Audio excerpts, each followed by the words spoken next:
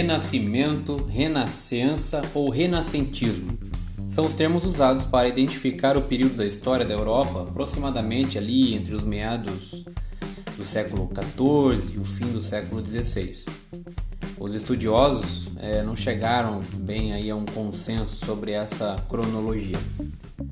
Chama-se Renascimento em virtude da intensa revalorização das referências da Antiguidade Clássica, falamos então de Grécia e Roma, com perspectiva então de fugir da influência de todo aquele dogmatismo religioso, do misticismo sobre a cultura e a sociedade e do fanatismo religioso prevalecente aí na Idade Média.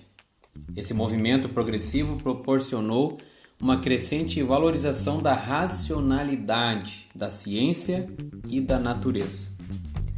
Neste processo, o ser humano foi revestido de uma nova dignidade, podemos dizer, e colocado no centro da criação. E por isso, deu-se à principal corrente de pensamento desse período o nome de, anota aí, humanismo. Precisamos lembrar que, no início da modernidade, a Europa vivia a revolução comercial, com novas descobertas e conquistas, a afirmação da burguesia como classe social, o fortalecimento dos reis e dos estados recém-formados, também o crescimento das cidades e a invenção de novas tecnologias como a imprensa, que foi aperfeiçoada por Gutenberg. Do século XV ao século XVIII, então, a sociedade europeia é caracterizada, com relação a mudanças de ordem cultural, pelo surgimento e desenvolvimento de movimentos intelectuais e também religiosos. Como consequência dessas novas ideias e posturas do homem europeu frente ao mundo em que vivia, ao mesmo tempo em que ocorria o humanismo e o renascimento, desenvolveu-se a reforma religiosa, provocando efeitos em todos os níveis da sociedade. Mas, para mais informações sobre a reforma religiosa, vou deixar aqui o link para outro episódio do Agentes da História, pois já tratamos desse assunto aqui. E você poderá conhecer então ou rever este conteúdo completo através do link. Esses movimentos interligados, humanismo, renascentismo e reforma, dão origem então no século XVIII a um novo movimento chamado Iluminismo ou Ilustração. Também já abordamos esse assunto em outro episódio do podcast, também vou deixar um link ali para vocês. Então olha que legal, né? Com isso nós já conseguimos perceber que a história não é uma coisa simples, não é uma simples linha do tempo onde as coisas vão acontecendo em ordem, certinho, uma atrás da outra, não. Os acontecimentos eles estão interligados, gerando assim consequências, resultados, mudanças e permanências, coisas que acontecem ao mesmo tempo e assim por diante. Então a história ela é viva e por isso que ela é tão legal. E nós podemos entender ela, ou por entendermos ela, nós entendemos também melhor a nós mesmos e a nossa sociedade atual. Lembrando também que se você chegou até aqui, se já acompanha o canal e ainda não é inscrito, se inscreve agora para não esquecer, ativa aí o sininho, comenta, para a gente poder se conhecer melhor e trocar ideia e o canal poder crescer também com a sua participação, a sua ajuda, ok? Bom, voltando ao tema central deste episódio, como podemos conceituar então o termo humanismo? Como uma forma de compreender o mundo, tendo o homem, o ser humano, como centro de preocupações do próprio homem. Entendeu? O humanismo é a filosofia, então, que coloca os humanos como os principais numa escala de importância, no centro do mundo. Chamamos isso de antropocentrismo. Esse termo, antropocentrismo, tem origem grega e em sua etimologia, o termo anthropos significa humano e kentron, centro, logo, então significa que o homem, né, no centro do interesse, então, do estudo.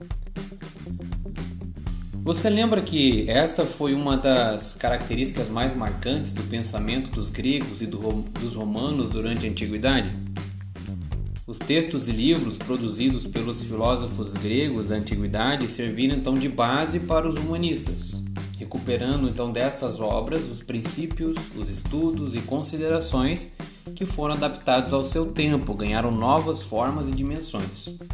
É importante destacar que o humanismo não foi uma imitação das concepções da antiguidade, mas delas se apropriou para criar uma nova filosofia no início da modernidade. O humanismo teve início lá na Itália, mas aos poucos foi se espalhando pela Europa e pelo mundo, devido principalmente à invenção da imprensa e do papel, permitindo assim uma rápida divulgação de suas obras e ideias. Outros fatores que contribuíram foram as grandes navegações marítimas, que abriram novos conhecimentos e novos horizontes, na medida em que revelou ao homem europeu novas terras e culturas, revolucionando assim o pensamento e as verdades, entre aspas, aqui, do seu tempo. Também a fuga de sábios e artistas da cidade de Bizâncio, no Oriente Médio, para a Itália, devido à invasão árabe em Constantinopla em 1453, levando assim eles a conhecimentos sobre a antiguidade para a Europa. Em especial, também queremos destacar aqui a ação de homens ricos, os chamados mecenas, que apoiaram e incentivaram os humanistas, os pensadores, os artistas, os intelectuais. Eles precisavam de uma fonte de renda para se manter e desenvolver assim o seu trabalho. Mas professor, e o Renascimento? Bom, o Renascimento foi um movimento então intelectual que se expressou nas artes, na literatura, na filosofia e nas ciências, tendo como base o pensamento humanista, seus valores e concepções. Todos esses fatores contribuíram para o surgimento de novas mentalidades, novas formas de entender o mundo e o universo, levando o homem a adotar novos valores e comportamentos no seu dia a dia, no seu cotidiano.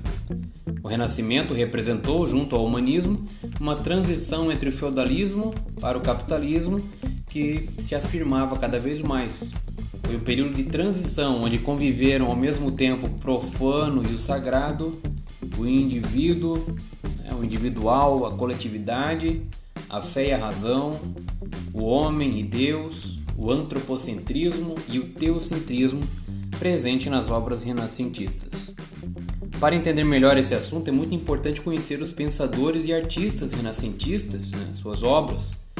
Para facilitar os estudos, normalmente se divide o Renascimento nas seguintes seções ou áreas do conhecimento.